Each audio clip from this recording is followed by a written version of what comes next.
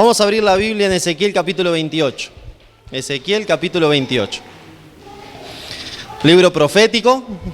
Todo texto debe leerse en su contexto. Muy bien. Entonces, ¿cuál es el contexto de Ezequiel? Ezequiel es contemporáneo en los primeros días del libro de Daniel. Ezequiel es un libro profético, no es histórico, no es poético, no es sapiencial, es profético. Y entonces en Ezequiel obtendremos y veremos que Dios le da a Ezequiel revelaciones, ¿sí? De acontecimientos pasados y de acontecimientos futuros. Y hoy en Ezequiel vamos a centrarnos en un acontecimiento pasado, en algo que Dios le reveló a Ezequiel usando como tipo al rey de Tiro. ¿Se acuerdan de la tipología que hablamos? El Señor a veces utiliza a una persona o alguna situación como tipo, pero al utilizar eso está hablando de otra persona o de otra situación. Aquí va a hablar del rey de Tiro. En el capítulo 28, versículo 12, le dice: tú, hijo de Adán, levanta endechas contra el rey de Tiro, levanta estas palabras contra el rey de Tiro. Pero ese rey de Tiro no es el rey de Tiro, sino que es Satanás. Pero Satanás, antes de ser Satanás, fue otra cosa. Fue un ser perfecto. Y tiene una descripción ahí, como está diciendo Roberto aquí atrás mío. Era un querubín. Vamos a leer la Biblia. Vamos a leer capítulo 28, versículo 14 en adelante del libro de Ezequiel. Tú, querubín grande, protector, yo te puse en el santo monte de Dios. Allí estuviste y en medio de las piedras de fuego te paseabas. Perfecto eras en todos tus caminos, desde el día en que fuiste creado hasta que se halló en ti maldad. A causa de la multitud de tus contrataciones, de tus tratos, dicen algunas otras Biblias, fuiste lleno de iniquidad y pecaste, por lo que yo te eché del monte de Dios y te arrojé de entre las piedras del fuego, oh querubín protector. Se enalteció tu corazón a causa de tu hermosura, corrompiste tu sabiduría a causa de tu esplendor. Yo te arrojaré por tierra delante de los reyes y te pondré para que te miren. Con la multitud de tus maldades y con la iniquidad de tus contrataciones profanaste tu santuario. Yo pues saqué fuego de en medio de ti, el cual te consumió y te puse en ceniza sobre la tierra a los ojos de todos los que te miran. La semana que estamos comenzando se llama Esperanza Asegurada, ¿sí? Y hoy vamos a tratar el tema de el inicio de la esperanza. Todo tiene un principio y el pecado también lo tuvo. Si naciste en este planeta, estás en un planeta que está en guerra. Nuestro planeta es el campo de batalla de la guerra más grande que se ha peleado y se peleará en el universo entero. Nuestro planeta es el foco de todo el universo entero. Nuestro planeta es el gran hermano del universo celestial. Nuestro planeta, dice un libro, El deseo de toda la gente, página 11, es el libro de texto del universo. Pero bueno, ese libro fue escrito hace mucho. Si hubiera sido escrito en nuestros años, diría, es el reality show del universo. Los canales del DirecTV celestial, ¿sí?, son tu vida y mi vida. Los seres celestiales, millones de seres celestiales que Dios creó y no cayeron en pecado, están mirando tu vida y mi vida para aprender del gran amor de Dios. Pero todo tuvo un inicio, todo tuvo un comienzo. ¿Y en quién se inició el pecado? En este querubín grande y protector. Primeras preguntas que tenemos que hacernos. ¿Qué es un querubín? Para responder esa pregunta vamos a responder a la pregunta: ¿dónde habita Dios? ¿Dónde se manifiesta Dios? Dios, nuestro Dios, al quien adoramos, es Dios Padre, Dios Hijo y Dios Espíritu Santo. A Dios Padre, ¿alguien lo vio? Personalmente, nadie. Porque Dios Padre cada vez que se representa con su gloria. Pero ¿qué le dijo Jesús a Felipe? El que me ha visto a mí, ha visto al Padre. Cristo nos representa el carácter del Padre y vino a mostrar al Padre. Pero al Padre con los ojos nadie le vio jamás. Porque cuando Dios se representa con su gloria, se refleja con su gloria, no hay nadie que lo pueda mirar. Entonces habita entre unos seres, y eso vamos a leerlo. Pongan un dedito ahí, ¿sí? No pierdan Ezequiel capítulo 28, vamos a volver en unos instantes, pero vamos a buscar 1 Samuel 4:4. 1 Samuel 4:4, ¿sí? Y entonces aquí vamos a ver qué nos dice el libro de Samuel sobre Dios. ¿Dónde habita Dios? Podríamos buscar otro texto. Ustedes después pueden buscar en una concordancia, querubín o dónde habita Dios, y ahí se van a todos los textos. En Salmos hay varios que nos dicen lo mismo que nos dice 1 Samuel, ¿sí? Versículo 4, capítulo 4, versículo 4. Entonces ahí encontramos que Dios habita en medio de unos seres especiales. Y dice la palabra de Dios, y envió el pueblo a Silo, y trajeron de allá el arca del pacto de Jehová de los ejércitos, que moraba entre los querubines. Y los dos hijos de Elí, Ofni y Fines, estaban allí con el arca del pacto de Dios. ¿Dónde moraba Dios? Entre los querubines. ¿Se acuerdan del arca del pacto? El arca del pacto está descrita en el libro de Éxodo, cómo tenían que construirla. Era una caja de madera forrada en oro, estaba bañada en oro. Y arriba tenía una tapa a la cual le llamaron propiciatorio. Y arriba de la tapa había dos querubines, mirando hacia el centro del arca con sus alas extendidas. Y entre medio de esos querubines se reflejaba la Shekinah, la gloria de Dios. Ese arca estaba puesta dentro del tabernáculo, dentro del santuario, en el lugar santísimo. Y ahí se ingresaba una sola vez al año, en el día de la expiación. Y Dios se reflejaba con toda su gloria entre los querubines. Nos encontramos en el libro de Hebreos que el santuario terrenal era simplemente un modelo, o sea que era un tipo. Porque el verdadero santuario existe en el cielo. Y Cristo, cuando ascendió, encontramos en el libro de Hebreos que ascendió y ingresó al santuario celestial. Así que si era un tipo, acá teníamos querubines de oro sobre el propiciatorio. Pero los querubines reales son seres celestiales. Los querubines reales son seres celestiales y poderosos. Los querubines reales son seres celestiales y muy poderosos. Estos seres están creados de una forma muy especial. Y no estoy enalteciendo a Lucifer, a Satanás, sino que estoy enalteciendo a Dios, que es el que los creó. Tristemente Lucifer, vamos a ver que cayó de esa encumbrada posición que Dios lo puso a causa de su envidia, a causa de que se enalteció su corazón. Pero los querubines son seres muy poderosos. Cuando Dios se refleja entre medio de los querubines, ¿cómo está? Con su gloria. Deuteronomio 4:4. ¿Qué dice Deuteronomio capítulo 4, versículo 4? Vamos a buscar en la Biblia. Deuteronomio capítulo 4, versículo 4. Dice lo siguiente. Deuteronomio capítulo 24, versículo 4. No decía lo que yo necesitaba que diga ese versículo. ¿Sí? 24:4. Bueno, estoy perdido, che. ¿No es 24:4 tampoco? Deuteronomio 4:24. Ahí está, ahí está. ¿Sí? Yo para recordar las cifras hago un juego de 3 cifras, ¿sí? Y entonces acá se me habían mezclado. Entonces en Deuteronomio 4:24 vamos a encontrar qué es Dios y cuando se refleja ante los querubines, ¿qué es lo que pasa? Deuteronomio 4:24. Y ahora sí, a ver si dice, claro que sí, era este. Porque Jehová tu Dios es ¿qué? Fuego consumidor. Cuando Dios se refleja con su gloria, no hay nada que lo pueda sostener, no hay nada que lo pueda contener, no hay nada que pueda sobrevivir. Pero hay un ser, no sabemos cuántos son, pero son varios, que lo pueden contener, que lo pueden sobrevivir, que lo pueden recibir a esa gloria y no ser consumidos. ¿Quiénes son? Los querubines. ¿Cómo dice el capítulo 28 del libro de Ezequiel que es la gloria de Dios? Aquí también no dice que es la gloria de Dios, pero podemos intuir que se está hablando de eso. Porque a este querubín grande y protector lo pusieron en un sitio. Y ahora vamos a hacer un contexto geográfico. Versículo 14. Tu querubín grande, protector, yo te puse ¿dónde? En el santo monte de Dios. ¿Y en dónde se paseaba? En las piedras de fuego. ¿Y cómo es la gloria de Dios? Fuego consumidor.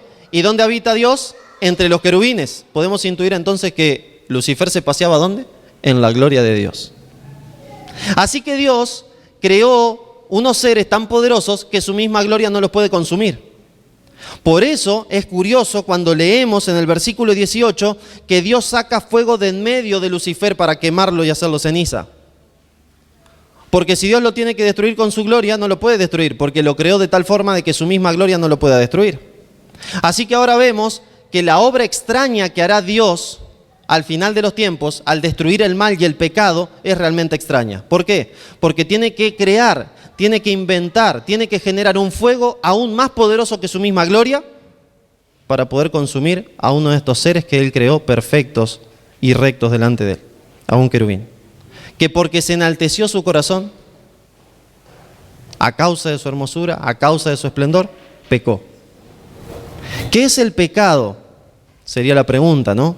Primera de Juan, capítulo 3, versículo 4. ¿Qué es el pecado? Si Lucifer pecó, me interesa saber qué significa que pecó. Primera de Juan 3, capítulo 4 me va a contestar esta pregunta. ¿Qué es el pecado? El apóstol San Juan, escribiendo en la primera epístola, la primera carta que envía, nos dice lo siguiente: todo aquel que comete pecado, ¿qué infringe? Infringe también la ley, pues el pecado es infracción de la ley. Hay varios conceptos de pecados en la Biblia y este es uno de los bases. El pecado es la infracción de la ley. Así que cuando Ezequiel capítulo 28 me dice que este querubín cayó, que este querubín se enalteció, que este querubín pecó, ¿qué me está diciendo? Muy bien, que infringió la ley, que no cumplió la ley de Dios. Y ustedes me pueden decir, bueno, pero leímos acá y no me dice en ningún lado que pecaste. Sí, dice en el versículo 16, a causa de la multitud de tus contrataciones fuiste lleno de iniquidad y pecaste. ¿Qué pasó cuando el querubín grande y protector empezó a hacer las contrataciones? ¿Qué dice después? Que el Señor, ¿qué hizo con él? Lo echó. ¿De dónde lo echó? Del santo monte de Dios. ¿Y te arrojé de dónde? De en medio de las piedras de fuego. O sea que lo sacó de su presencia. Lo sacó de la gloria de Dios y lo echó del monte de Dios. Bien, hay muchas cosas acá que tenemos que ir desentrañando. La pregunta que a mí me surge es, ¿dónde está el monte de Dios? ¿Y qué hay en el monte de Dios? Y otras preguntas, así que vamos a ir contestando de a una. Vamos a ir ahora al capítulo 48 del libro de Salmos. A mí me gusta porque a la Biblia yo le hago preguntas y ella me contesta. ¿No es cierto? Siempre que le hago preguntas sobre lo que ella habla, ¿sí? Si le pregunto cuántos pelos tengo en la cabeza, no me contesta la Biblia, ¿sí? Porque no es un libro que me pueda contestar cuántos pelos tengo en la cabeza. Pero sé por lo que dice la Biblia que el Señor sabe cuántos pelos tengo en la cabeza. Tengo bastantes pocos, por cierto, pero el Señor tiene un cuerpo nuevo preparado para mí para cuando vuelva a buscarnos y ahí tiene mucho pelo, así que tranquilo, yo disfruto de mi poco pelo acá en la tierra. Capítulo 48 de Salmos dice, grande es Jehová y digno de ser en gran manera alabado. ¿En dónde? En la ciudad de nuestro Dios. ¿Y dónde está esa ciudad? En su monte santo. Así que ahora sé que hay un monte, pero en ese monte hay una ciudad. Está bueno, ¿no? Versículo 2. Hermosa provincia, el gozo de toda la tierra es el monte de Sión. ¿Y a dónde se encuentra el monte de Sión? A los lados del norte, o al lado norte, la ciudad del gran rey. Así que ahora tengo coordenadas para llegar a la ciudad del Señor. Si yo tuviera que poner en mi GPS celestial que tengo que viajar hasta la ciudad del Señor, hasta el monte santo de Dios, tendría que poner al lado norte o a los lados del norte. Y entonces el GPS, ¿no? Dice, recalculando, ¿no? Loading, ting, ting, ting, cargando y listo. Usted tiene 475.478 millones de años luz hasta el monte Sión. Y ahí empezaré a viajar, ¿no? En mi camionetita y de acá a unos millones de años llegaría. No podemos hacer eso todavía, pero ya vamos a poder, tranquilo, ustedes tengan paciencia. Cuando el Señor venga vamos a viajar hasta allá. Y entonces vemos que en el monte de Dios hay una santa ciudad. Hay una santa ciudad. Y entonces Lucifer fue echado de ese monte, de la gloria de Dios. Pero quiero saber más sobre este monte. Así que vamos a dar una vuelta a una página, vamos a ir al Salmo 50. Y en el Salmo 50 vemos que dice, el Dios de dioses, Jehová, ha hablado y convocado a la tierra. De Sión, versículo 2, perfección de hermosura, Dios ha resplandecido. Versículo 4, convocará a los cielos de arriba y a la tierra para juzgar a su pueblo. Juntadme, mis santos, los que hicieron conmigo pacto con sacrificio, y los cielos declararán su justicia porque Dios es el juez. En ese monte hay una convocatoria, hay una convocación. Ustedes saben que iglesia, el nombre iglesia, viene de un vocablo que significaba convocar, convocación. Nosotros aquí, cada vez que nos reunimos como iglesia, estamos haciendo una convocación. Pero en el cielo, me dice la Biblia, que en el monte de Dios, en la ciudad del gran rey, hay una convocación. ¿Será chiquita como esta? La pregunta mía es, ¿cuántos asisten a esa convocación? ¿Cuántos van? ¿Está buena la pregunta o no? ¿Les interesa saber cuántos van? Bueno, pero antes de ver cuántos van, vamos a ver quiénes van. ¿Sí? Entonces vamos a ir a Hebreos. Ustedes perdonen que yo le estoy paseando por la Biblia, pero es la única forma. Porque yo quiero que la Biblia me conteste. Yo le podría decir, para mí va fulano, mengano, sultano, pero sería mi opción. Y ¿De qué vale que yo les diga lo que yo pienso? Déjenme decirles, mis hermanos, que si ustedes ponen su pensamiento sobre la Biblia, no vale para nada, no sirve para nada. Porque lo que prima, lo que vale más, es la palabra de Dios. Por eso cada vez que hacemos una pregunta no tengo que contestar lo que a mí me parece. Tengo que ver lo que Dios quiere. Porque encontramos una historia, encontramos un tipo de lo que somos los seres humanos en la historia de Caín y de Abel. Hay mucha gente que adoran a Dios como quieren, como Caín. Y Caín podríamos decir, pero Caín lo hizo de la mejor onda, qué amargo Dios. ¿Por qué no le recibió el sacrificio que hizo de ofrendas, que le entregó todo lo que él cultivaba? Pero Dios no quiere que lo adore como yo quiero que lo adore, sino que Él quiere que lo adore como Él me dice que lo adore. Y entonces cuando yo leo la palabra de Dios, tengo que poner sobre toda cosa la palabra de Dios. Porque la palabra de Dios es la que tiene autoridad. Porque esta palabra tiene poder. ¿Y quién inspiró la palabra de Dios? Dios mismo. ¿Y a quién la transmitieron? Seres humanos, pero capacitados por Dios para transmitirla. Y ahora que la leemos, como oramos, le pedimos al Espíritu Santo que nos capacite y nos habilite para entenderla. Entonces la Biblia es sobre todas las cosas. Cuando preguntes quiénes se reúnen en este concilio, quiero que la Biblia me conteste y me voy a Hebreos 12, versículo 22 en adelante. Y entonces me dice la palabra de Dios, sino que os habéis acercado al monte de Sión. ¿Estamos en contexto? ¿Dónde está el monte de Sión? En el cielo. ¿Y qué hay en el monte de Sión? Una ciudad.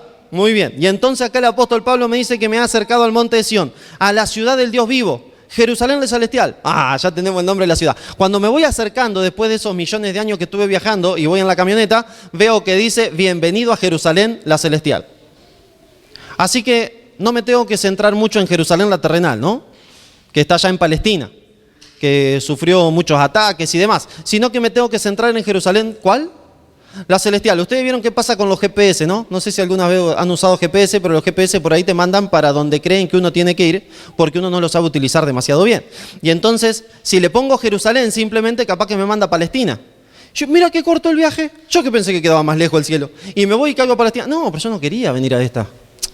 No, y ahora los kilómetros que me hice de más, perdí tiempo. Así que bueno, ahí le tengo que poner Jerusalén, la celestial. ¿Y qué hay en Jerusalén, la celestial? A la congregación. Habíamos dicho que había una convocación, una convocatoria, esa convocatoria de los primogénitos que están inscriptos en los cielos, de los primeros que fueron inscriptos en los cielos.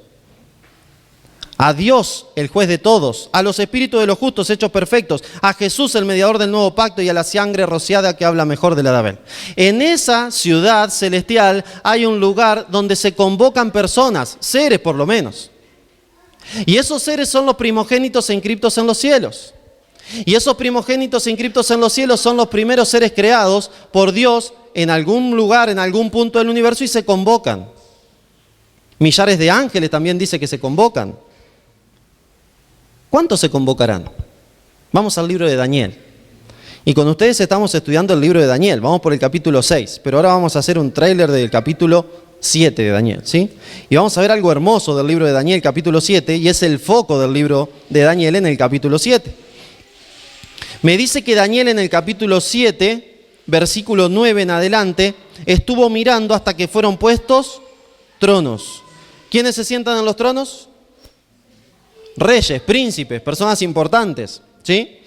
Y se sentó un anciano de días, cuyo vestido era blanco como la nieve y el pelo de su cabeza como lana limpia. Su trono llama de fuego y las ruedas del mismo fuego ardiente. Un río de fuego procedía y salía delante de él. ¿Qué me decía el libro de Hebreos? Que en la congregación de los primogénitos nos acercamos a ¿quién primero? A Dios Padre, al Dios, el juez de todos. Pero también me dice que me acerco ¿a quién? A Jesucristo, el mediador del nuevo pacto. Acá lo tenemos a Dios. El anciano de días es Dios. El juez de todos, ahí está sentado. Y me dice el versículo 10 que un río de fuego procedía y salía delante de él. Yo tengo un problema, tengo muchas preguntas. Y entonces cuando leo un río de fuego digo, ¿y qué será ese río de fuego? Nunca vi un río de fuego. ¿Ustedes vieron alguna vez un río de fuego?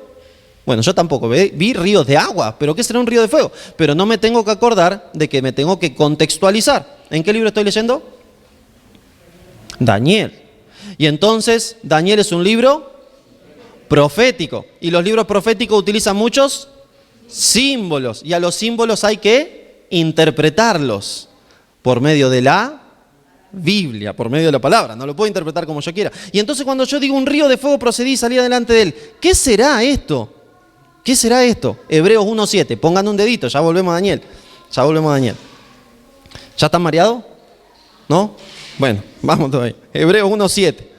Hebreos 1:7. ¿Qué es ese río de fuego? ¿Qué puede llegar a ser ese río de fuego que sale de delante de Dios? Ciertamente de los ángeles dice, el que hace a sus ángeles espíritus y a sus ministros, ¿qué? Llamas de fuego. Así que volvemos otra vez al capítulo 7. ¿Será verdad? ¿Será que este río parece un río, pero son ángeles que están en movimiento? ¿Será que este río de fuego parece un río de fuego, pero son millares y millares de ángeles que van y vienen y están sirviendo y asistiendo? A ver, vamos a ver.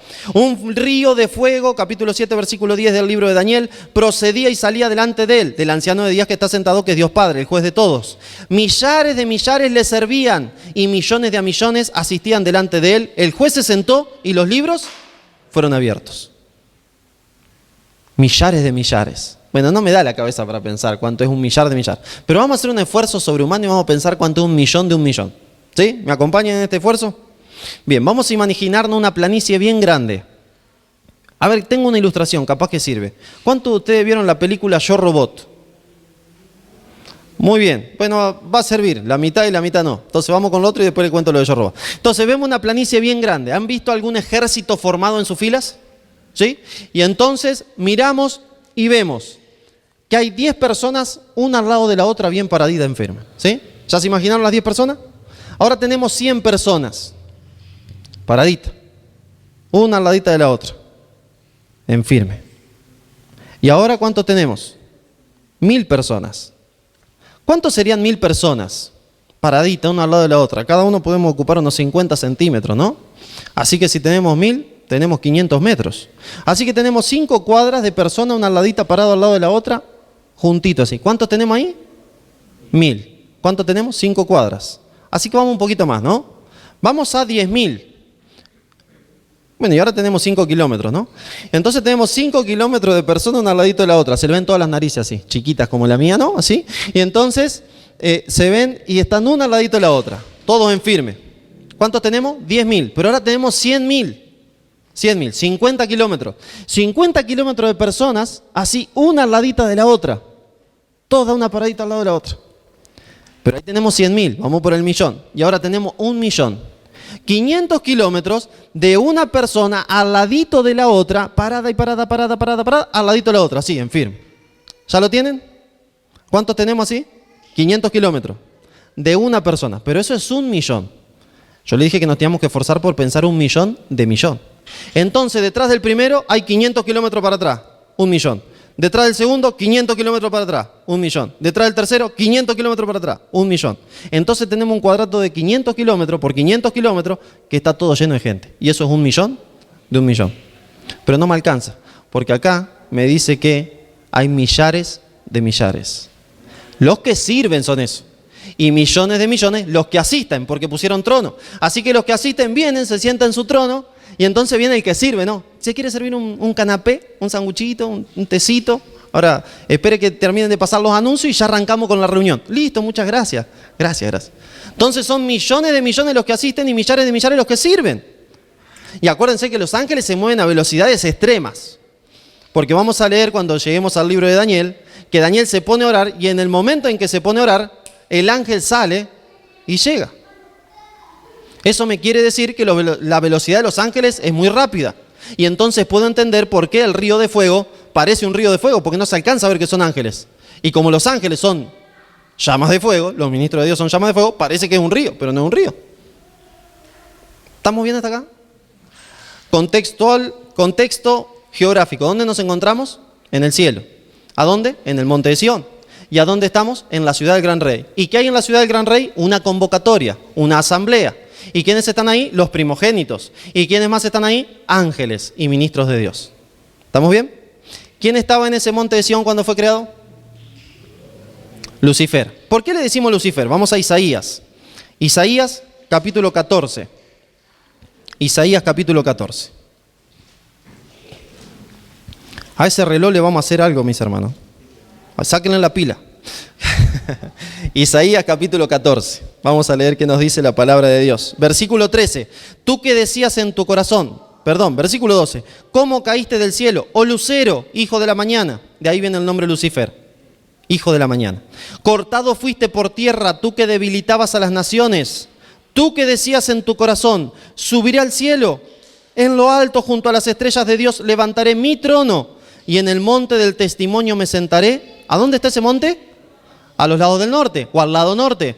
Cuando fuimos a Salmos capítulo 50 nos dimos cuenta que el monte de Sión está al lado norte. Así que ¿dónde se quería sentar este querubín grande y protector? En el lugar de Dios. ¿Qué vimos en Daniel? ¿Quién se sienta en el trono excelso?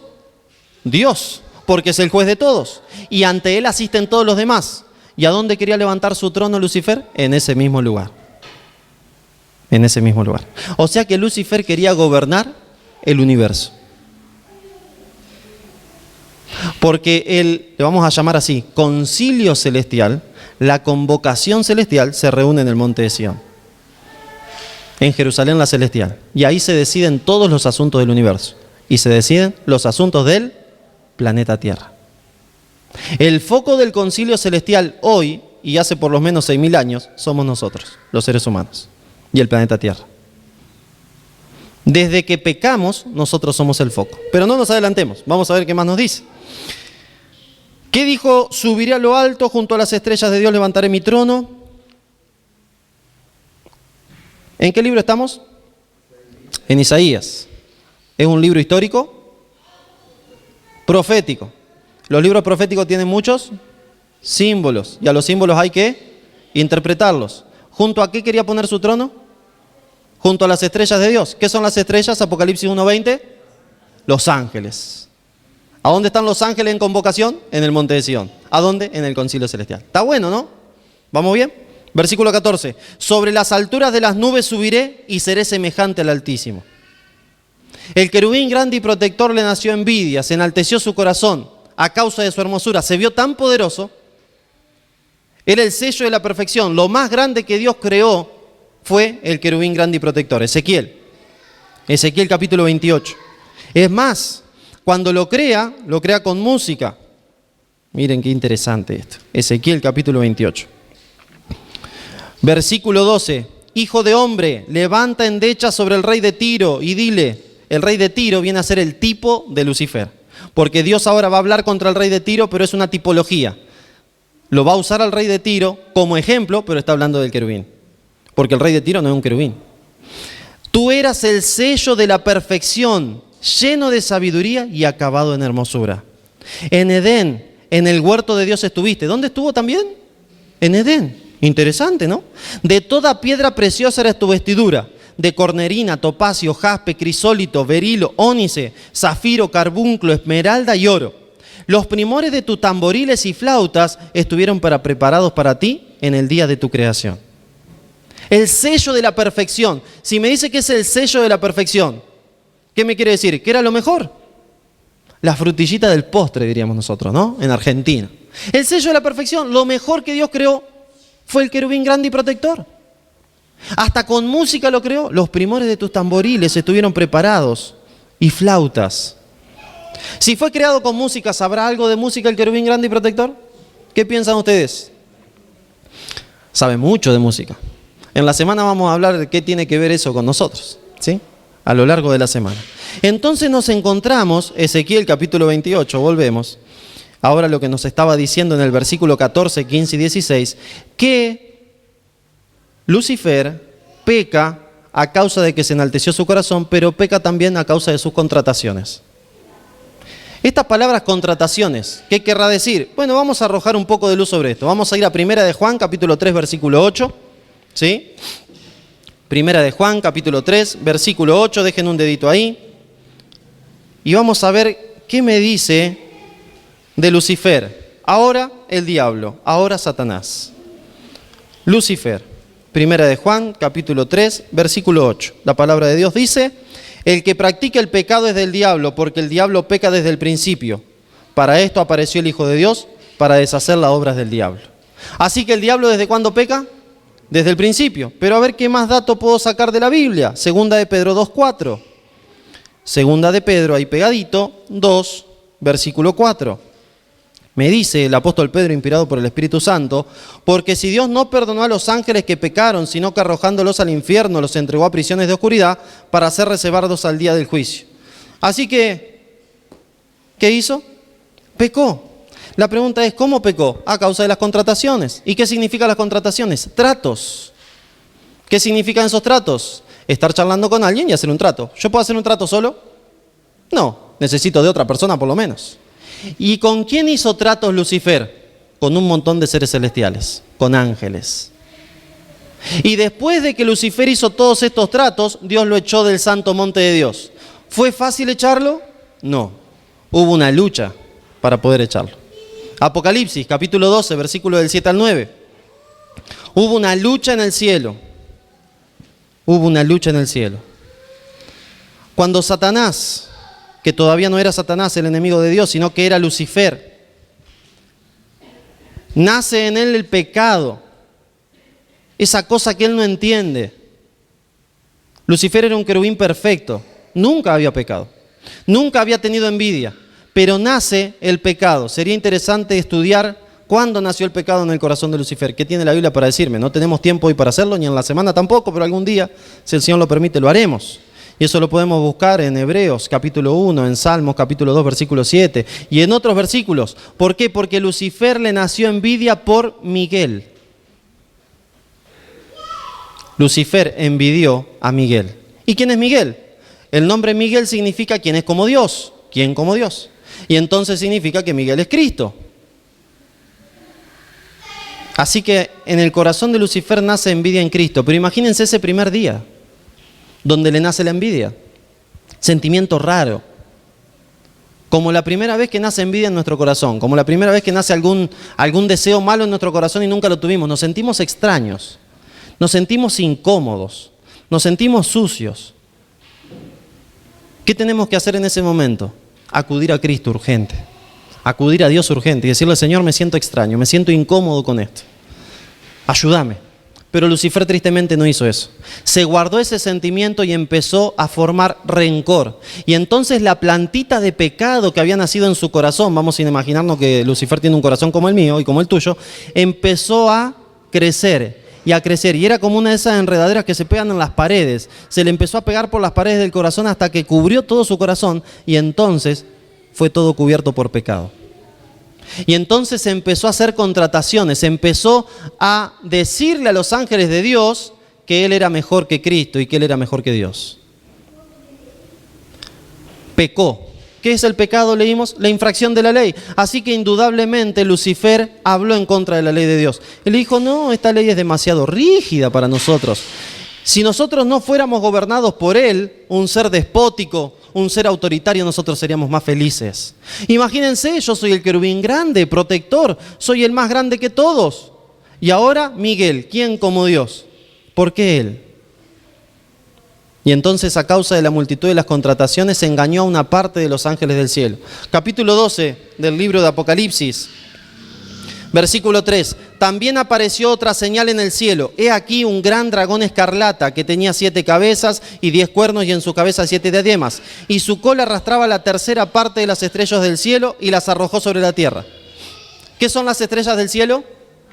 Ángeles. La pregunta es: ¿quién es el dragón que arrastró a estos ángeles hacia nuestro planeta? Versículo 9. Y fue lanzado fuera el gran dragón, la serpiente antigua que se llama Diablo y Satanás. El diablo, Satanás, Lucifer, engañó a estos ángeles, contrató a estos ángeles. A causa de la multitud de tus contrataciones pecaste y fuiste echado del monte de Dios. Engañó a la tercera parte de los ángeles. ¿Cuántos ángeles hay en el cielo? Millares de millares y millones de millones. ¿Cuántos ángeles engañó el enemigo? La tercera parte de todos esos ángeles que había en el cielo. Y entonces me dice el versículo 7, entonces después hubo una gran batalla en el cielo. Miguel, Jesús y sus ángeles luchaban contra el dragón y luchaban el dragón y sus ángeles, pero no prevalecieron, ni se halló ya lugar para ellos en la tierra, y fue lanzado fuera el gran dragón, la serpiente antigua que se llama Diablo y Satanás, el cual engaña al mundo entero, fue arrojado a la tierra y sus ángeles fueron arrojados con él. Así que vemos, mis hermanos, que no sabemos cuándo, en algún momento se da esto. nace en el corazón de Lucifer el engaño, la mentira, el pecado, engaña a la tercera parte de los ángeles del cielo, se levantan en oposición, hacen una insurrección, hacen una guerra civil dentro del mismo cielo, del monte de Sión, y entonces ganan esa lucha, esa batalla, esa guerra espiritual, Miguel y sus ángeles, y entonces el dragón y sus ángeles son arrojados a la tierra, son echados del cielo. Pero después el Señor sigue con sus planes. Y dentro de sus planes el Señor tenía el ordenar el planeta Tierra y crear a una raza distinta, que somos nosotros, los seres humanos. Así que nos vamos al relato de Génesis capítulo 1, Génesis capítulo 2, y vemos que Dios viene y dice, vamos a ordenar la tierra, ordena la tierra, crea todo lo que crea, y a lo último, el sexto día, dice, hagamos al hombre a nuestra imagen conforme a nuestra semejanza, para que señoree sobre este planeta. Y le vamos a dar este planeta para que lo enseñoree, para que gobierne, porque a Dios no le gusta gobernar solo. Por eso hizo a Adán el gobernador de este planeta, un corregente, un correy. Y por eso Adán tenía un trono preparado en el cielo. Porque cuando vemos en Apocalipsis, en Daniel capítulo 7, versículos 9 al 10, que fueron puestos tronos, esos tronos son para la santa convocación, el concilio celestial que se hace en el cielo. ¿Quién fue el primer ser creado en el planeta Tierra? Con uso de raciocinio, Adán. ¿Y qué leímos en Hebreos capítulo 12? Que allá en el cielo, en la Jerusalén celestial, está la congregación de los primogénitos. ¿Y quién fue el primogénito del planeta Tierra? Adán. Así que hay un trono en el cielo que dice Adam, que significa ser humano. Así que Adán tenía un trono preparado en el cielo para asistir al concilio celestial. Dios crea a Adán, le crea a Eva, ahí son un ser humano completo. Y entonces les dice, ojo, ojo, no coman de aquel árbol. Yo quiero que ustedes me amen por amor, así que les tengo que dar la posibilidad de que me desobedezcan. Esa posibilidad está en el árbol. Por favor, no se acerquen, no lo toquen, no coman. El día que coman de ese árbol van a morir. Porque existe el mal y existe el bien. Cuando Adán y Eva pecan, se hace algo interesante en su mente. No tenemos tiempo para estudiarlo, pero cambia su mente. Y entonces su mente es transformada. ¿Por qué? Porque esa raíz de pecado que nació en el corazón de Lucifer fue contagiada a nosotros, fue un virus que se nos traspasó por medio del pecado y se instaló ahora en nuestro corazón. Y ese pecado se va apoderando del corazón. Pónganse a pensar en las personas que son delincuentes, que no conocen a Dios y que no les interesa conocer a Dios. Y entonces vemos que les da lo mismo matar a uno que matar a 20, que les da lo mismo tener una esposa o tener 50, que les da lo mismo cualquier cosa. ¿Qué pasa en su corazón? La planta de pecado se ha apoderado de todo su corazón, como le pasó a Lucifer. Cuando esa plantita se instala, hay una conversación, Génesis capítulo 3, versículo 6 en adelante, entre Dios y Adán y Eva. Y entonces cuando Dios le pregunta a Adán, Adán, ¿qué te pasó? ¿Qué hiciste? ¿Comiste del árbol que yo te dije que no comieras? Y él que le responde, y Eva me dio de comer, la mujer que tú me creaste. Es culpa tuya, ¿para qué me creaste la plaga esta? Una cosa así le dijo. Entonces Dios cambia de foco y la mira, Eva, ¿comiste del árbol que yo te dije que no coma, corazón? Y ella le echa la culpa a Dios. La serpiente que tú creaste, ella me engañó. Si Eva no se hubiera puesto a charlar con la serpiente, nunca hubiera comido del árbol. Y sería interesante saber cómo Eva y Adán conocían de que ya había pecado y que ya había un querubín que había caído y demás, pero no tenemos tiempo para hacerlo. Pero Adán y Eva conocían de que había un rebelde en el universo. Conocían de que alguien los podía hacer caer. Conocían de que no era bueno que estén separados en momentos difíciles, o sea, cerca del árbol del bien y del mal. Conocían eso y aún así lo hicieron. Y entonces pecaron. Y entonces acá, cuando Adán y Eva pecan, pasa algo interesante. ¿Cuántas veces fue echado Satanás del cielo? Qué pregunta, ¿no? ¿Cuántas veces fue echado? ¿Una vez?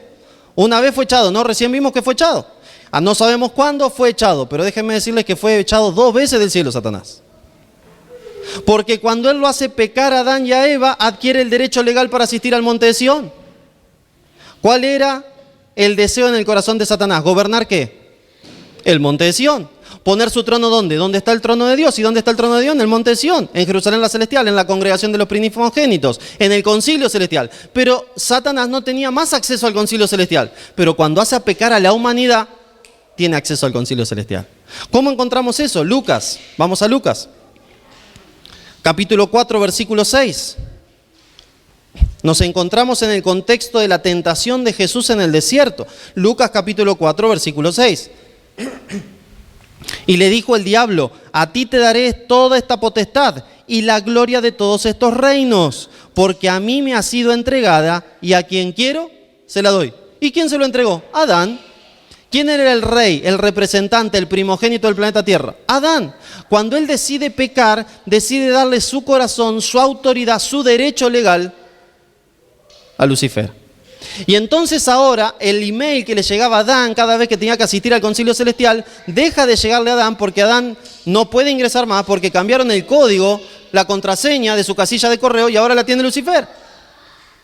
Y entonces ese email ahora lo lee Lucifer y dice: en el año no sé cuánto, en la hora no sé cuánto, nos reuniremos el concilio celestial en la sala de audiencias.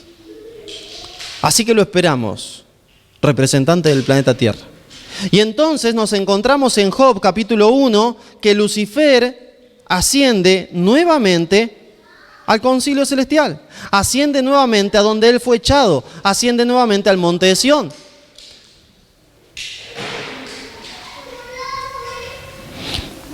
Dice capítulo 1 del libro de Job, versículo 6 en adelante.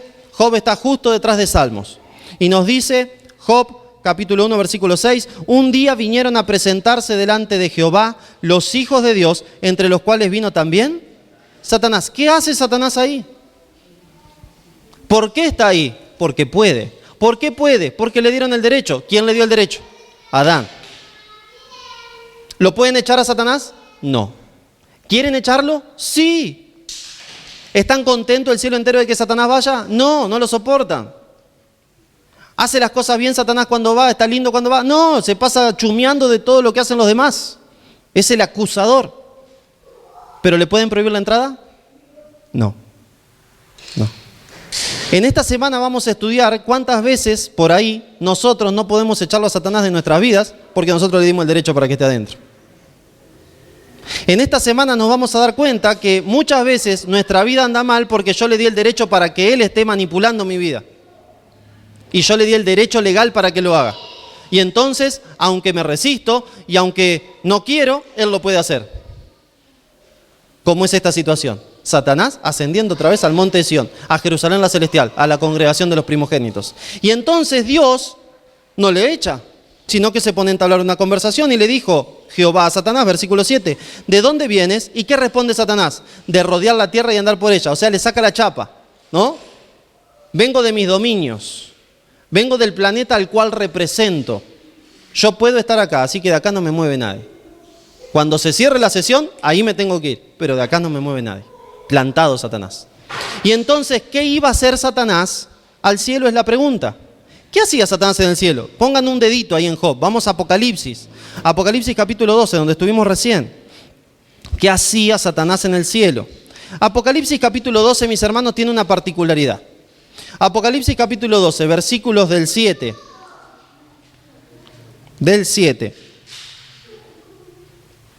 al 12, tiene una particularidad. Como la misma particularidad que tiene Mateo capítulo 24, Lucas capítulo 21 y Marcos capítulo 13. La misma particularidad que tiene, según algunos exégetas bíblicos, Apocalipsis capítulo 11. ¿Cuál es esa particularidad? Una bidimensionalidad profética. Una doble dimensión profética, o como algunos llaman, un doble cumplimiento profético. El primer cumplimiento de la primera expulsión de Satanás es cuando tuvo la guerra en el cielo. Allá, todavía el planeta Tierra no había sido ordenado, los seres humanos no existíamos, y hubo una guerra en el cielo, Miguel y sus ángeles lucharon contra el dragón y sus ángeles y fueron echados. El dragón y sus ángeles. Pero después, Satanás asciende nuevamente. ¿Por qué? Porque hace pecar a Adán y Eva. Y entonces acá, Apocalipsis 12 me dice, ¿qué hacía Satanás? Miren el 12, por lo cual, 12:12, alegraos cielos los que moráis en ellos. No, miento, perdón.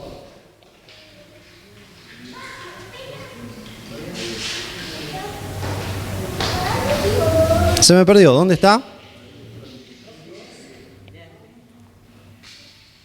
Entonces el 10, oí una gran voz en el cielo que decía: ahora ha venido la salvación, el poder y el reino de nuestro Dios y la autoridad de su Cristo, porque ha sido lanzado fuera el acusador de nuestros hermanos, el que los acusaba delante de Dios de día y de noche. ¿Qué hacía Satanás en el cielo? Acusaba. ¿Quién está hablando? Ahí Juan está escribiendo, ¿no? El acusador de nuestros hermanos acusaba. ¿A quiénes acusaba? A todo el que se le pasaba por delante acusaba. Entonces viene al cielo, a la reunión de los primogénitos, y Dios le dice: ¿de dónde viene Lucifer? Satanás, ¿de dónde vienes? De rodear la tierra y andar por ella. Tengo una pregunta para vos, antes de que empieces a hablar mal de Pablo, de Roberto, de Daniel, de Irma. Tengo una pregunta para vos, porque ya sabemos todo el discurso que tenés. Porque ¿qué hace Satanás? Muestra nuestros errores. ¿Qué hace Satanás? Muestra las decisiones malas que nosotros tomamos, porque esas decisiones, ¿qué le dan a él? Derecho. ¿Y a quién le quitan derecho? Al cielo, al concilio celestial. Y entonces Satanás venía a acusar, pero Dios le dice: para un poquitito, antes de que entres con las apelaciones, ¿no? Y con las objeciones. Objeción, su señoría, decía él. No lo pueden bendecir a fulano de tal porque mire lo que está haciendo él. ¿Y sabe quién le enseñó? Yo. Él es mío también. Antes de que arranques con eso, Satanás, tengo una pregunta, ¿sí? Dígame. Y entonces les dice, versículo 8, y Jehová dijo a Satanás: ¿no has considerado a mi siervo Job, que no hay otro como él en la tierra, varón perfecto y recto, temeroso de Dios y apartado del mal? A lo cual Satanás responde: ¿acaso teme Job a Dios de balde? ¿No le has cercado a él y a su casa y a todo lo que tiene? Al trabajo de sus manos has bendecido, por tanto sus bienes han aumentado sobre la tierra. Pero extiende ahora tu mano y toca lo que él tiene, y verás si no blasfema contra ti en tu misma presencia. ¿Qué hacía el enemigo cada vez que subía al cielo? Hablaba mal de los seres humanos. Desde el mismo momento en que el hombre peca, se pone en acción un plan, que se le llama el plan de la salvación. Dios no dejó solo al hombre. ¿Lo podría haber dejado solo o no? Nos podría haber dejado solos. Podría haber dicho: bueno, pecaron, que se la arreglen. Ya está dada la sentencia contra Satanás y sus ángeles. La encontramos en Mateo capítulo 25, fuego. La encontramos en Ezequiel capítulo 28, fuego de en medio de ti, el cual te consumirá ceniza. La encontramos en Malaquías capítulo 4, versículo 1 al 3. Los justos, los salvos, saltan como siervos de la manada, mientras que los malos lo hizo a todos ceniza. Entonces podría decir: bueno, que a los seres humanos le pase lo mismo. ¿Qué me voy a romper la cabeza? Diría Dios. Pero Dios no dejó a los seres humanos solos, sino que hizo un plan de salvación. Y entonces el mismo creador se hace responsable del pecado de sus seres. ¿Quién nos creó, mis hermanos? Dios. ¿Qué nos dice Juan capítulo 1? Y el verbo estaba con Dios y el verbo era Dios. Todas las cosas por él fueron hechas, y sin él nada de lo que ha sido hecho fue hecho. ¿Y quién es ese verbo? Cristo Jesús. Así que el creador se hace responsable y dice: yo voy a pagar la muerte de ellos, y ellos van a poder otra vez vivir para siempre. Entonces presenta esto ante el concilio celestial, porque en el concilio celestial se presenta todo. Cuando surge el problema ser humano, todos los canales de noticias del universo empiezan a pasar, ¿no? Noticia: el ser humano cayó. Y entonces todos empezaron a mirar a la Santa Jerusalén. ¿Y ahora qué van a hacer? ¿Qué van a decidir? ¿Qué va a pasar? El ser humano cayó junto con el querubín, ¿y ahora? No era que el querubín era malo, pero ahora la última creación de Dios también cayó. ¿Será que el querubín tiene razón? Capaz que tiene razón, este Dios es un Dios despótico. ¿No será? La duda plantada en el universo. Entonces Dios se reúne en concilio celestial y dice: no, yo mismo voy a dar mi vida por él. Yo le dije que iban a morir, pero yo voy a morir por ellos. ¿Cómo que vos vas a morir? No podés morir. Los ángeles, imagínense: no, yo quiero morir por ellos. No pueden ustedes si ustedes no lo crearon. El único que puede dar la vida y pagar el pecado de ellos es el responsable que los creó. Si choca tu auto, ¿quién es el responsable de tu auto? El titular del auto. ¿Quién es el titular nuestro? Cristo, Él es el que nos creó. Así que tiene que dar su vida, y Él se dispone a dar la vida. Y entonces le preguntan: ¿y qué va a pasar? ¿Cómo va a ser? Bueno, en esta acción del plan de salvación va a haber muchos pasos, les dice Cristo. Primero vamos a tener que arrancar con un sistema tipológico. ¿Y cómo va a ser eso, Señor? Bueno, primero van a empezar a sacrificar animales. Y entonces van a tener fe en la sangre de esos animales por la sangre que yo voy a ir a dar por ellos. ¿Cómo que va a dar sangre si vos no tenés sangre? Pero me voy a hacer ser humano. ¿Cómo que te va a hacer ser humano? Y entonces le empiezo a explicar. Y también les voy a cambiar el corazón y voy a hacer que su carácter llegue a ser como tendría que haber sido. ¿Y cómo le va a cambiar el corazón si la planta ya está creciendo y lo está contaminando?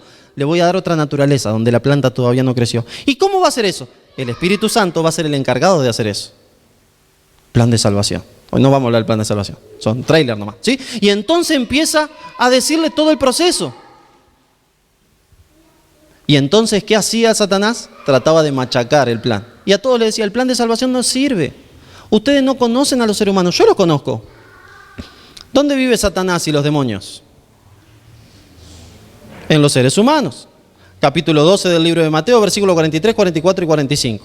Cuando el espíritu inmundo sale del hombre, o sea que estaba dentro, anda por lugares secos buscando reposo y no lo halla, entonces dice, volveré a mi casa de donde salí. O sea que nos llaman casa los demonios, ellos viven dentro nuestro. Y entonces Satanás iba allá y le decía, ustedes no los conocen, pero yo habito en ellos, yo los conozco.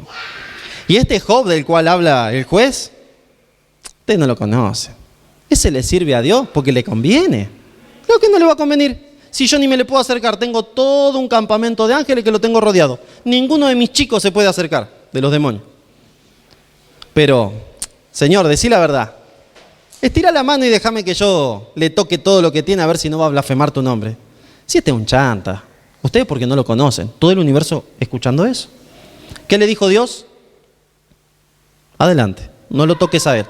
Y entonces si ustedes siguen leyendo capítulo 1 del libro de Job, se van a dar cuenta que un día estaban todos los hijos comiendo, un día estaban paciendo, comiendo, todos los animales de él, y él estaba en su casa y llega un siervo corriendo y le dice, Señor, usted sabe que estábamos con los animales en tal lado y vinieron fulano de tal y mengano y sultano, mataron a todos los siervos y se llevaron todos sus animales y los robaron. Este estaba hablando, llega otro corriendo y le dice, Señor, estábamos en tal lado cuidando las ovejas y cayó fuego del cielo y las consumió. En la mente de Job, contexto, en la mente de Job, cuando cae fuego del cielo, ¿quién manda el fuego? Dios. En ese momento a Job le empieza a latir el corazón, porque que los abeos y los cananitas y todo eso le roben los camellos, bueno, está bueno, son malos, pero ¿cómo Dios me va a quemar las ovejas? Este estaba hablando todavía y le dice, y fulano de tal y mengano y sultano, estos reyes vinieron y se robaron todos sus animales. Y este estaba hablando todavía, ya se quedó sin nada. Tenía auto, tenía camiones, tenía 4x4, se quedó sin nada. Y entonces ahora viene el último y le dice, Señor, usted sabe que estaban festejando el cumpleaños del hijo mayor en la casa de él y vino un viento huracanado, le pegó a la casa, cayó la casa, se murieron todos los que estaban adentro y solo yo escapé para dar la noticia. ¿Qué hubieras dicho vos? ¿Qué dirías si mañana te viene y te dice que se te quemó el auto, se te quemó la bicicleta, si no tenés auto, se te quemaron las zapatillas, si no tenés bicicleta, se te quemó la casa y se te murió toda tu familia? ¿No miraría arriba? ¿Qué te pasa, Señor? Yo soy hijo tuyo. Pero Job no hizo eso. Job rapó su cabeza en señal de dolor, se vistió de cilicio en señal de dolor y dijo, desnudo salí del vientre de mi madre y desnudo voy a volver a él. Dios me dio y Dios lo quitó. Alabado sea el nombre de Dios. En la mente de Job, Dios se lo había quitado. Y entonces viene el capítulo 2 del libro de Job. Y otra vez una reunión de concilio celestial. Llega el email y entonces Satanás al concilio celestial. Y sube. Y ni bien entra Satanás por las puertas del concilio celestial para ir a sentarse a un trono que no tiene su nombre, sino que tiene el nombre de Adán. Le dice Dios, ¿de dónde venís, Satanás? De rodear la tierra y andar por ella. ¿Y no considerás a mi siervo Job, que le hiciste de todo y aún así retiene mi nombre? ¿Viste que sos un mentiroso? ¿Viste que le dijiste a todo el universo que él iba a reprocharme? ¿Y no me reprocha? Sí, porque vos lo conocés, yo también lo conozco. ¿Saben lo que pasa? Que el tipo este es un egoísta. No le importaban los hijos, no le importaba nada. A él le importa solo su vida. Déjame que lo toque y vamos a ver si no blasfema su nombre. Anda, tócalo, pero no lo mates. Imagínense que Dios le dé el derecho legal al demonio para que te dé una enfermedad y te mantenga vivo. ¿Han visto una persona que está sufriendo mucho? Mucho, mucho, mucho. ¿Qué es lo que quiere esa persona? Que el sufrimiento cese. Entonces, ¿qué pide? La muerte. Job pedía la muerte, pero no podía morir. No se podía matar, así que no podía morir. ¿Se imaginan? Gusanos en la piel. Con sus dientes se arrancaba la piel, dice la Biblia. Se rascaba con un pedazo de ladrillo. Se tiraba ceniza, no sabía qué tirarse ya para que no le pique. Gusanos, mis hermanos, un olor horrible. La esposa viene y le dice, pero maldecí a Dios y morite. ¿Por qué retienes tu integridad todavía? Todo hombre que está casado sabe que la fortaleza del hombre es la esposa. ¿Sí? Entonces, cuando la esposa no te apoya, no servís para nada. Hasta ahora su esposa se la había bancado. Pero pobre mujer, ¿quién aguanta que se te muera todo y el tipo que tenés al lado se transforme en un gusano? Hediondo, con podredumbre, y que todavía no maldiga a Dios. Maldecí a Dios y morite, ya está, ¿qué vamos a seguir con esto? A lo que Job responde, como toda mujer fatua, tonta has hablado. ¿Recibiremos el bien de Dios y el mal no? En la mente de Job, el que lo está enfermando, ¿quién es? Dios. Hay muchas veces que en nuestra vida nosotros decimos, ¿por qué Dios me está probando? Dios no tienta a nadie, me dice el libro de Santiago capítulo 1, versículo 6 en adelante. Dios no tienta a nadie. Las cosas malas que pasan en este mundo pasan porque este mundo está en rebelión, porque nosotros los seres humanos decidimos estar en rebelión. Y ahora nos encontramos en un planeta que está en guerra, en un planeta que tiene dos poderes luchando entre sí, el bien y el mal. Miguel y sus ángeles por un lado y el dragón y sus ángeles por el otro. Y el foco del conflicto sos vos. No se pelean entre ellos, se pelean entre ellos para gobernar tu mente. El asunto es que Satanás y sus demonios se meten a donde no los invitan. Jesús va a gobernar tu mente y va a gobernar tu vida siempre y cuando vos lo invites. Porque Jesús obtiene el derecho de gobernar tu vida cuando vos le brindás tu vida. Pero Satanás obtiene el derecho de gobernar tu vida cuando vos querés gobernar tu propia vida. Hay un regalo maravilloso que Dios nos dio a los seres humanos. Está en lo más recóndito de la mente, en lo más profundo de nuestra mente está. Y se llama voluntad. El poder de la decisión. El querer hacer algo o lo otro. Libre albedrío, voluntad. Y tristemente, en ocasión de la caída, en el momento cuando Adán y Eva pecan, esa voluntad se la brindamos en bandeja, se la dimos servida en bandeja al enemigo de Dios, a Satanás. Es por eso que muchas veces nos proponemos hacer algo bueno y no podemos, porque tenemos la voluntad dada en las manos del enemigo. Tenemos la voluntad dada en las manos del incorrecto. Cuando nosotros tenemos que hacer algo bueno y queremos hacerlo, necesitamos entregarle nuestra voluntad al Señor Jesús. Es la única forma. Por eso necesitamos decirle cada día, Señor, toma mi voluntad. Ayúdame a hacer lo que tú quieres que yo sea. Ayúdame, transformame, ayúdame a que yo viva con Cristo en mi mente. Ayúdame a que tu Espíritu Santo me cambie y me transforme. El libro de Job es largo, termina en el capítulo 42. No sabemos cuánto tiempo estuvo luchando Job. Lo triste de Job es que cuando vienen sus amigos se ponen a pelearlo también. Y no creen que sea íntegro. Entonces le dice, vos fuiste mujeriego, no fui mujeriego, vos fuiste ladrón, no fui ladrón. Y entonces le empieza a decir, a vos te pasa esto porque Dios castiga. Y tenemos ese en mente también, algunos, ¿no? Si te portás mal, Dios te castiga. No es que Dios te castiga, Dios pierde el derecho de protegerte. En el lugar de Job no se dio por un mal comportamiento de Job, sino que se dio porque Satanás pidió permiso para probarlo. Así que si sos hijo de Dios, ten en cuenta de que el enemigo puede llegar a pedir permiso para probarte. Job permaneció fiel, Pedro no, tristemente. Jesús le dice a Pedro, el enemigo ha pedido por vosotros para zarandearlos como a trigo, pero yo he rogado que tu fe no falte. ¿Faltó su fe? Sí. ¿Cuántas veces lo negó? 3 veces. ¿Pero qué pasó después de eso?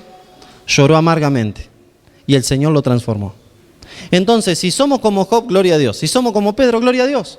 Si somos como Pedro, que nos dimos cuenta de que ya negamos a Cristo una y 1000 veces, arrepintámonos de corazón. Vamos a cerrar. Hay un versículo que me gustaría leer con ustedes. El inicio de la esperanza. La esperanza inicia cuando inicia el pecado. La esperanza para los seres humanos inicia cuando inicia el pecado. El mal del ser humano se inició en el Edén. Y la esperanza del ser humano inició en el Edén. Cuando Adán y Eva pecan, Cristo se pone como propiciación, se pone como ofrenda para eso. Y podríamos leer muchos versículos. El costo de la esperanza, lo que costó la sangre de Cristo, Hebreos 9:22, Efesios 5:2, Isaías 53, 2 al 12. ¿Quién fue molido por nuestros pecados? Cristo Jesús. ¿Quién pagó nuestra rebelión? Cristo Jesús. ¿Quién curó nuestras llagas? Cristo Jesús. Gálatas 2:20, Él se entregó a sí mismo. Filipenses capítulo 2, versículos 5 al 7. Él se entregó hasta la muerte y muerte de cruz. Ahí nació la esperanza. La cuestión es que ahora, mis hermanos, nosotros nos encontramos en un planeta en guerra. Y en este planeta en guerra hay 2 poderes que pueden obtener derechos de acuerdo a lo que vos hagas y lo que vos decidas. Entonces, la temática de esta semana va a ser reflexionar sobre nuestra vida, a ver a quién le estás dando el derecho. ¿A quién le estás dando el derecho en tu vida? ¿A Dios o a Satanás? Porque puede ser que vos te quieras perder, ¿sí? Podés decidir perderte. Y tranquilo, hay muchos que se van a perder. Miles de millones se van a perder. Así que uno más, uno menos no hace la diferencia. Pero sería un sonso si te va a querer perder. Porque está todo dado para que te salves. Pero bueno, si te querés perder, está el destino ya hecho para los que se quieren perder. Ceniza, ¿no? Malaquías capítulo 1, Malaquías capítulo 4, versículo 3. ceniza. Pero está el destino de los que se quieren salvar también, vida eterna, paz, gloria, vivir con Cristo, vivir para siempre, conocerlo a Cristo, al que se dio por mí, y conocer el universo. Imagínense cuando vayamos de gira, yo supongo que vamos a hacer algún viaje turístico, ¿no? Entonces, el viaje turístico hay que pagar, ¿no? Bueno, allá no, porque no hay, supongo que no hay plata acá, que no hay que pagar como acá. Dios quiera que no, imagínense el cielo con plata, sería lo peor que hay, ¿no? Así que en el cielo no hay plata. Entonces nos agarran y nos dicen, el próximo viaje turístico lo vamos a hacer al monte de Sion. ¡Fua! Vamos a hacer todo como los niños en las películas cuando van a algún museo, ¿no? Vamos a querer tocar todo. No va a decir Ángel, eso no lo toque. Ah, bueno, está bien. Pero un poquito. No. Ah, bueno, está bien. Entonces vamos a seguir caminando, ¿no? Y nos van a mostrar, esta es la audiencia, ¿no? Este es esto es lo otro. Imagínense cuando nos muestren el lugar donde se reunió la divinidad, Dios Padre, Dios Hijo y Dios Espíritu Santo, para crear el plan de salvación. Acá, museo, ¿no? Acá fue cuando Dios se reunió con su Hijo y el Espíritu Santo para ver cómo iban a hacer para salvarlo a ustedes. Ah, sí, y cuando Jesús salió de la gloria del Padre, ¿por qué Jesús no puede ser consumido por la gloria del Padre? Porque es Dios. Pero ¿quién? Los demás sí. Para eso hicieron los querubín. Entonces, cuando salió de la gloria del Padre, nos dijo que Él se iba a entregar. Mira, ese ángel que está allá, el grandote ese, el fortachón. ¡Ey! Guiñando el ojo, hace el ángel. ¿Viste ese? Entonces, ese es el primero que se ofreció para morir por los seres humanos. Pero no podía morir por los seres humanos. Imagínense cuando estemos por ahí. Todo eso está preparado para nosotros. Pero necesitamos hacer una cosa. Una sola cosa. Una sola. Juan 6:37. Una sola. Juan 6:37. Estamos en un planeta en guerra. Estamos en un planeta hostil. Estamos en un campo de batalla. Y necesitamos hacer una cosa si queremos salvarnos. Juan 6:37. Aquí está hablando Jesús. Y les dice: todo lo que el Padre me da, vendrá a mí. Y al que a mí viene, no le echo fuera. ¿Qué es lo que necesitamos hacer, mis hermanos? Ir a Jesús. Ir a Jesús.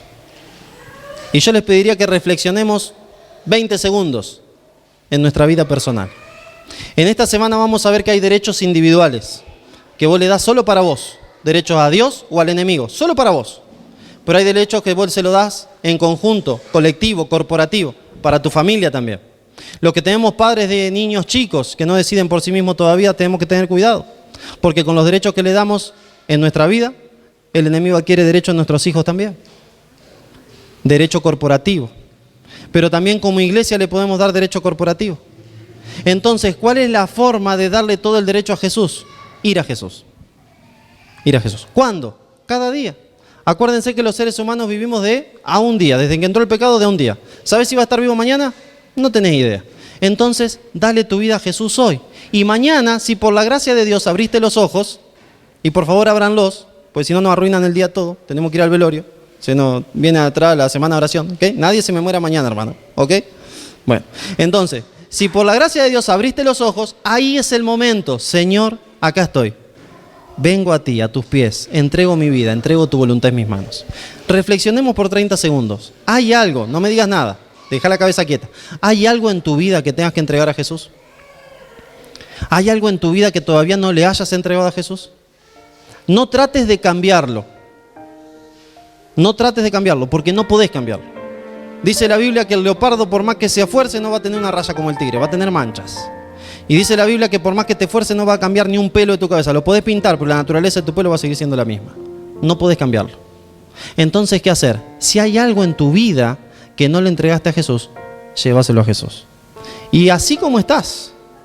Porque muchas veces tratamos de vestirnos mejor, ¿no? No, me voy a vestir mejor, espiritualmente. Voy a dejar de hacer esto para ir a Jesús, para que Él no me vea así, no pase tanta vergüenza yo. ¿Y saben qué pasa? No podés cambiar nada. Tenés que ir como estás. Por eso en Isaías capítulo 1, versículo 18 me dice: venid y estemos a cuenta. Si vuestros pecados fueren rojos como el carmesí, vendrán a ser como blanca lana. Entonces, si tenés algo en tu mente, en tu vida, que tenés que entregar a Jesús, yo te voy a pedir que te pongas en pie. Yo soy el primero, mis hermanos. No me puedo poner en pie, ya estoy en pie. Pero sepan que yo tengo cosas que entregarle a Jesús. Tengo cosas en mi vida que ponerlas en sus manos para que Él cambie, transforme y me aleje de esas cosas. Así que gloria a Dios que si nosotros en esta mañana podemos pensar y decir, esto lo tengo que entregar a Jesús, decirle ahora en este momento, puestos en pie, Señor, te tengo que dar esto en tus manos, y así puesto en pie lo estoy diciendo. ¿Saben quiénes nos están viendo? Todo el concilio celestial. ¿Saben quiénes nos están viendo? Todos los seres del universo. Creo que en esta mañana todos apuntaron a la iglesia Arroyito, ¿no? En el canal ahí 475.327, la iglesia Arroyito. Entonces, ojalá que mañana cuando hable el canal me acuerde otra vez el número. Entonces, tienen todo apuntado a nuestro canal. Y ahí están viendo a Irma parada, a Juan José, a Daniela, a Ángela, a Roberto, a Pablo. Todos parados. Eli, Betty. Bueno, cada uno de ustedes son muchos para nombrarlo. Entonces, todos parados. ¿Y qué es lo que logramos al pararnos? Reconocer que somos pecadores. Entonces el concilio celestial ahora dice, ellos reconocen que son pecadores. Y puestos en pie están clamando que Dios los ayude. ¿Y saben qué es lo que ganamos ahora? El derecho de que Dios nos ayude. Puestos en pie ahora, por la decisión que estamos tomando, el enemigo no puede decir que nosotros no queremos que Dios nos ayude. Porque lo estamos manifestando ante todo el universo. Y entonces tenemos derecho ahora de que Dios nos ayude. ¿Por qué? Porque Cristo murió por nosotros. Vamos a orar. Querido Padre y Señor que estás en el cielo, gracias. Gracias por tu palabra. Gracias, Señor, porque aunque caímos en pecado, aunque esa cosa rara, pecado, que se apoderó del corazón de Lucifer, fue contagiado a los seres humanos y nosotros ahora estamos impregnados de eso, del pecado, tú nos prometes que nos puedes transformar. Nos puedes dar una nueva naturaleza en Cristo Jesús, para que conforme a esa naturaleza y tú la vayas fortaleciendo podamos vivir una vida en Cristo. Señor, puestos en pie, queremos ir ante ti. Al que a ti va, tú no lo echas fuera. Y entonces aquí venimos, así como estamos. Tú conoces el corazón de cada uno de nosotros. Tú sabes cuáles son las cosas que tú necesitas cambiar. Señor, trabaja en nuestra mente y en nuestro corazón para que experimentemos un arrepentimiento genuino, como el que experimentó Pedro después de negarte. Para que después de ese arrepentimiento tu Espíritu Santo nos pueda transformar por medio de tu palabra y por medio de su poder. Señor, ante el concilio celestial que seguramente nos está mirando, ante todo el universo que seguramente están observando, nosotros puestos en pie te damos el derecho de que entres en nuestra vida y en nuestra mente, en nuestras familias y en nuestra iglesia, para que tú hagas de nosotros y con nosotros de acuerdo a tus planes y a tus sueños. Señor, estas cosas las pedimos, no porque tengamos derechos en nosotros mismos, pero sí tenemos algo por lo cual pedírtelo. Es la sangre que Cristo derramó por cada uno de los que aquí estamos presentes y estamos puestos en pie. En esa sangre y en el poderoso nombre de Jesús pedimos estas cosas. Amén.